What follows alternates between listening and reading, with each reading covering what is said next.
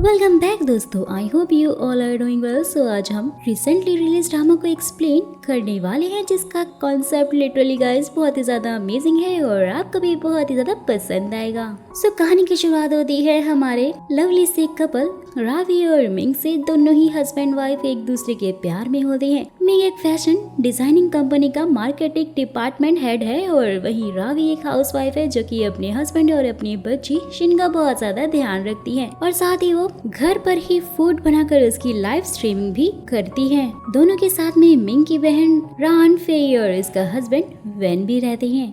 वैंग Ming के साथ में ही उसके ऑफिस में ही काम करता है।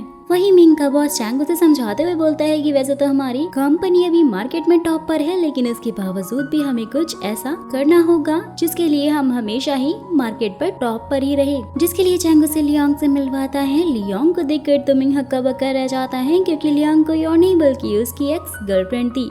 चैंग लियोंग को ऑफिस दिखाते हुए बोलता है कि अगर तुमने अपना काम अच्छे से किया तो मैं तुम्हें मार्केटिंग हेड बना दूंगा। ये सुनते ही लियोंग मिंग के पास पहुंच जाती है और उसके नजदीक आकर बात करने लग जाती है, जिससे कि मिंग उससे वहां से ये बोलकर जाता है कि मुझे तुम्हारे साथ ऑफिस में काम करके अच्छा लगेगा। लियोंग अपने वर्कर्स को बोलती है कि जितना ज्यादा हार्ड वर्क होगा उतना ही ज्यादा आप सबको बोनस भी मिल जाएगा, जिसे सुनते सारे वर्कर्स ही काफी ज्यादा खुश हो जाते हैं। और वहीं दूसरी तरफ मिंग शूटिंग का काम देख रहा होता है जहां एक मॉडल आकर उसे खाने के लिए पूछती है, लेकिन लियोंग उसे वहां से भगाते हुए बोलती है कि हम नई मॉडल्स हायर करने वाले हैं, जिसे सुनते ही मिंग वेरी गुड बोलकर वहां से निकल जाता है। और वहीं दूसरी तरफ रान वैन को कॉल करने की कोशिश कर रही होती है, लेकिन भाई वैन तो क्लब में ही मस्ती करने में लगा हुआ था। जिसके बाद रैन मिंग को कॉल करके उसे रैन के बारे में पूछती है, लेकिन वो तो उसे कुछ बताता ही नहीं है। जिससे कि फिर रैन तो खुद ही क्लब में पहुंच जाती है,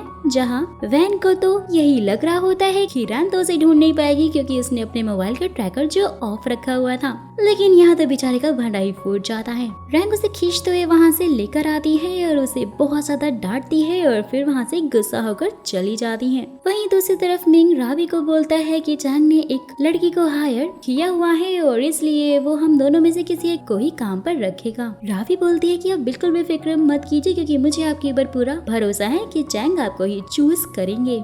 वहीं शी नाम की एक लड़की रावी के घर के बाहर खड़ी होती है, जिसे वैन अंदर ले आता है और उसके हाथ में रॉन के लिए फूल दे, जिसे देखकर रॉन को लगता है कि वैन और उसका चक्कर चल रहा है। वो उसे वहाँ पर जाकर लड़ने लग जाती है और वही सारे फूल शी के ऊपर फेंक के मारती है, जिसे मिंग और रावी ने भी देख लिया था। शी रावी को देखकर दीदी बोलते हुए उसे गले से लग जाती है, जो कि असल में कोई और नहीं बल्कि रावी के अंकल की बेटी थी जो कि न्यूयॉर्क में रहते हैं। जिसके बाद रावी अपनी मॉम को फोन करते हुए उन्हें शी के बारे में सब कुछ बता रही होती है और उसकी मॉम बोलती है कि उसे ऐसे बिना बताए नहीं आना चाहिए था और मुझे तो लगता है कि वो शायद वहाँ पर थोड़े दिनों के लिए ही आई हुई होगी और इसलिए उसे तुम अपने पास रख लो।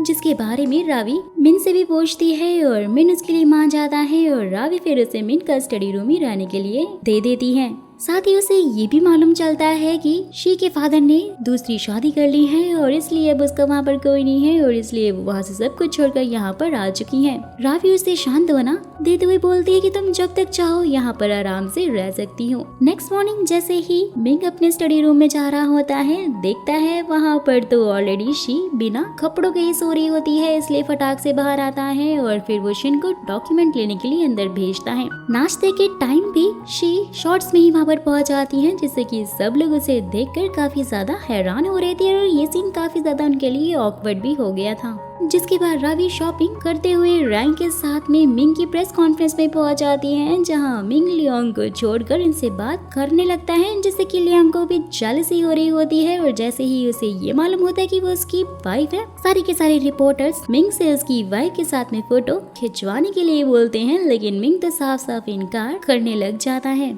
वही लियोन मौके पे चौका मारते हुए रावी की ओर इशारा करने लग जाती हैं, जिससे कि सब लोग उसके नॉर्मल कपड़ों को देखकर गॉसिप में ही लग जाते हैं। जहां मिंग फिर सबको बोलता है कि मैं बहुत ही ज्यादा खुश नसीब हूँ कि रावी मेरी लाइफ में है, क्योंकि इसने हमेशा ही मेरा साथ दिया है और मुझे कभी भी अकेला नहीं छोड़ा है।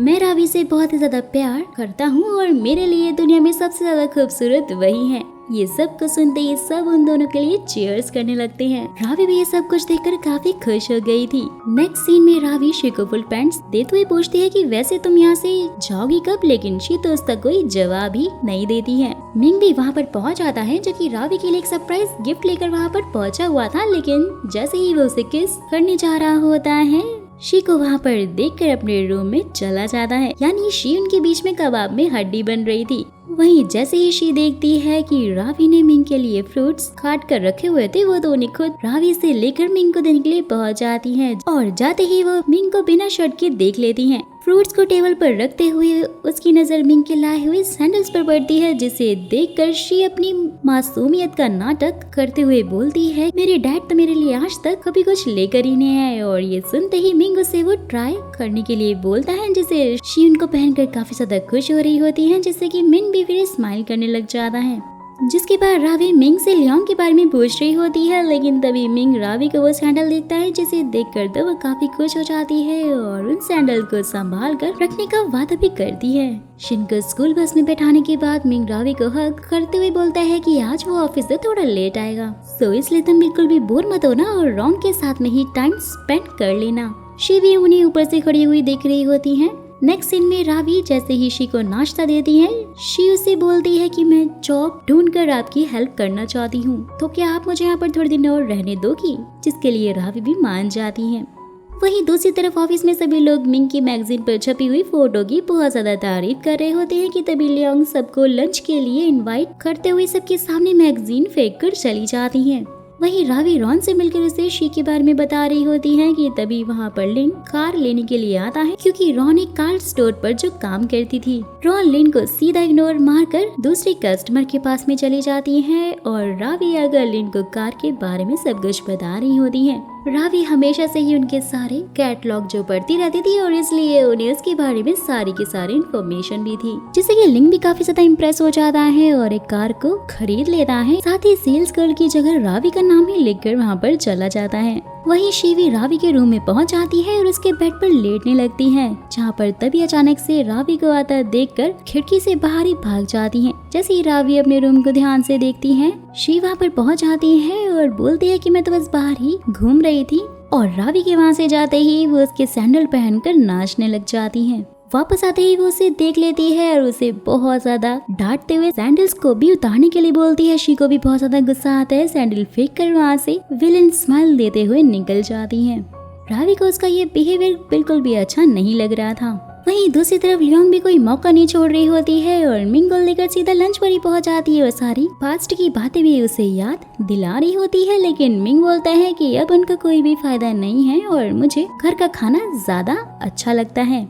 वहीं जैसे ही रावी मिंग को फोन लगा रही होती है, लियोन तो उसे काम में ही उलझाने लगती है। जैसे ही फिर वो वॉशरूम के लिए जाता है, रावी का दोबारा से फोन आने लग जाता है, जहां लियोंग उसका फोन उठाते हुए बोलती है कि वो मेरे साथ में है और हम दोनों खाना खाने के लिए बाहर आए हुए हैं, जिससे रावी काफी ज्यादा सैड हो जाती है। जैसे ही मिंग शाम को घर आता है, शी उसे बाहर बैठी हुई मिलती है और उसे सारी बातें बताने लगती है।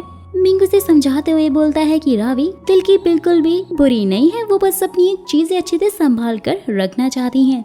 वैसे भी तो हम सब लोग एक फैमिली है ना। ये सुनते ही वो तो मिंग को ही जोर से हग करने लग जाती है और घर आकर रावी से माफी भी मांगती है। जिसके बाद रावी मसाज देते हुए मिंग से पूछती है कि आज मैंने तुम्हें फोन किया था, लेकिन तुम्हारा फोन तो लियोन ने उठाया था, क्या ये बात तुम जानते हो? लेकिन मिंग तो तब तक सो चुका था और जैसे ही रावी उसकी शर्ट को स्मेल कर रही होती है, तो उसमें से उसे एक अजीब से परफ्यूम की स्मेल आती है और वो लियोन और मिंग के बारे में सोचने लग जाती है। वहीं दूसरी तरफ हम जैंग और लियोंग को साथ में देखते हैं, जिससे ये पता चलता है कि ये दोनों तो डेट कर रहे हैं। सो गाइस, फिलहाल तो यहीं पर इन एपिसोड का एंड हो जाता है, लेकिन आगे की कहानी और भी ज्यादा इंटरेस्टिंग होने वाली है। काफी इंटरेस्टिंग टेंडेंट ट्विस्ट आने वाले हैं, जो कि मैं बताऊंगी आपको अपनी नेक्स्ट वीडियो में। और अगर आप चाहते हैं कि मैं जल्द से जल्द उसको भी एक्सप्लेन कर दूं, तो फटाक से मुझे कमेंट बॉक्स में इसका नेक्स्ट एपिसोड चाहिए ये जरूर लिख दीजिएगा।